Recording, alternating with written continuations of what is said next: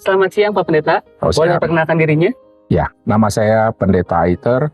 Saya melayani di Gereja Reform. Pak Pendeta Aiter, sekarang kan kita dalam rangka retret Yaski, Yayasan Yaski, dengan tema Be Holy Because He is Holy. Bagaimana tema ini bisa diimplementasikan dalam dunia penyiaran menurut Pak Pendeta?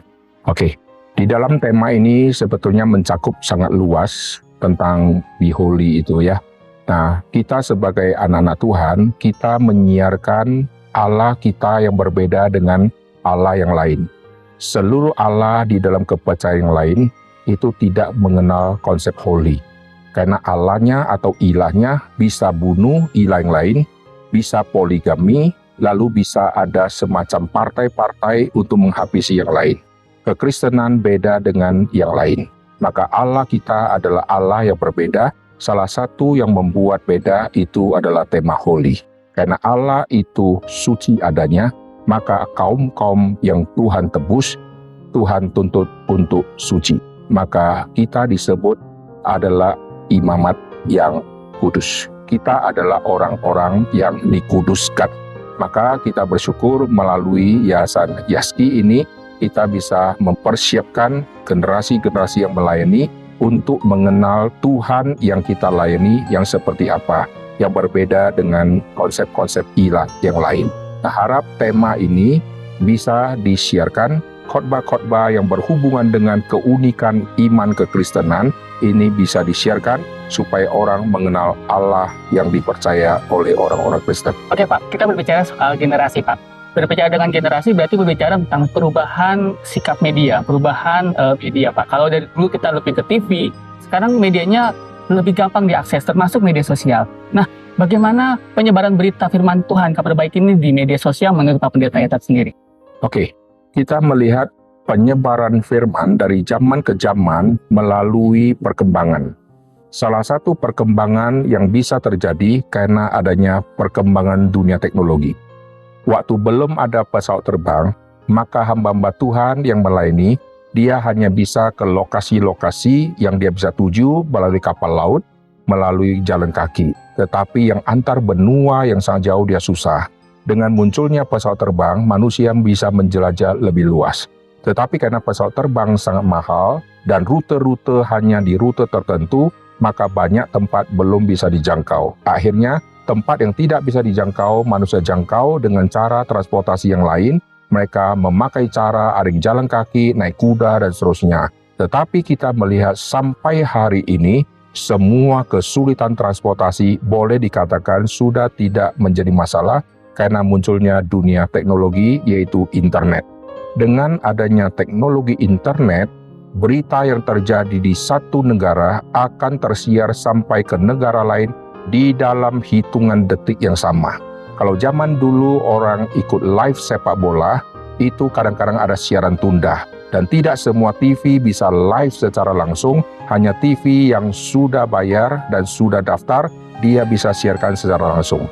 Sekarang apa yang terjadi di satu tempat bisa langsung disiarkan oleh siapa saja, karena setiap orang mempunyai channel, khususnya channel YouTube, dia bisa siarkan, dia ada channel TikTok, dia bisa live-kan, dia ada channel Facebook, dia ada channel IG, dia bisa langsung munculkan semua. Oleh sebab itu, kalau Tuhan izinkan teknologi internet berkembang di zaman ini, Tuhan juga mau firman Tuhan disiarkan melalui teknologi ini.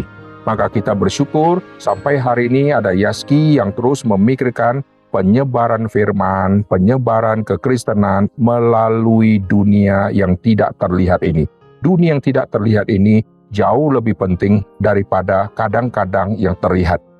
Tuhan ciptakan manusia ada organ yang terlihat. Yang tidak terlihat mempunyai tugas yang sangat-sangat penting yang terus bekerja. Yang terlihat saat istirahat, saat tidur, tidak terlihat dia bekerja. Yang tidak terlihat terus bekerja, darah terus mengalir, jantung terus bergerak. Demikian juga waktu gereja sudah tutup karena jam ibadah sudah selesai, hamba Tuhan sudah tidur, tetapi suara khotbah di dunia medsos tidak henti karena manusia terus bisa klik. Nah, ini adalah sasaran yang sangat penting yang kita harus pakai untuk penyebaran firman melalui dunia medsos. Oke Pak, insight-nya yang luar biasa Pak. Pertanyaan terakhir mungkin dari saya, mungkin lebih ke pesan Pak. Karena sekarang Yaski sudah mulai bermigrasi ke dunia digital media. Dan seperti kita tahu Pak, banyak sekali rintangannya tentunya berbeda. Nah, apa pesan Bapak untuk kami semua Yayasan Yaski tentunya Pak, untuk kita bisa terus fokus dalam memberitakan kabar baik Injil Tuhan ke seluruh dunia melalui media digital? Ya, sekarang teknologi muncul itu mengeliminasi teknologi sebelumnya. Jadi saya harus mengikuti, tidak boleh saya berkata saya setia pada yang lama. Misalnya ya, TV sudah melalui perkembangan yang sangat besar, akhirnya TV sekarang sudah menghasilkan gambar yang sangat tajam. Lalu yang tidak tajam satu persatu sudah mulai tidak dijual dan sudah hilang di pasaran.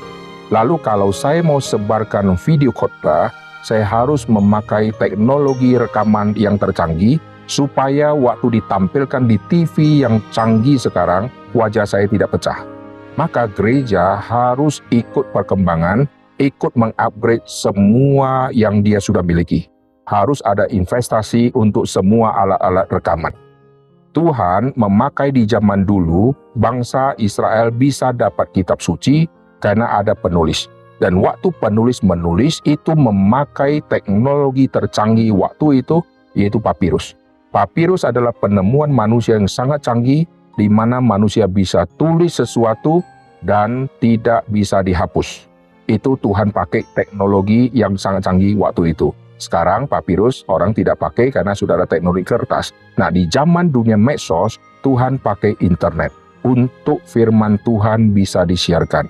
Maka waktu firman Tuhan disiarkan, suara mesti bening, rekaman pakai suara harus tajam, video harus digital semua, dan harus direkam dalam kondisi yang sangat tajam. Karena kelak ukuran 720 akan dibuang. Minimal 1080p. 1080p mungkin 40 tahun kemudian itu sudah ditinggalkan karena minimal sudah 2K. Nanti 2K akan dibuang minimal 4K. Karena teknologi terus berkembang. HP dulu kita foto, ukurannya bisa 1 mega, ini kita sudah bangga. Lalu HP keluar satu foto 48 mega, ditinggalkan karena sudah keluar yang ratusan mega. Jadi intinya gereja harus mengadaptasi untuk memperalat teknologi supaya gereja punya siaran bisa diterima untuk kalangan yang jangka panjang. Maka yang masih analog harus dirubah menjadi digital, yang rekaman yang mono harus stereo dan harus tajam dan seterusnya. Baik, terima kasih banyak Pak atas waktunya. Thank you. Baik.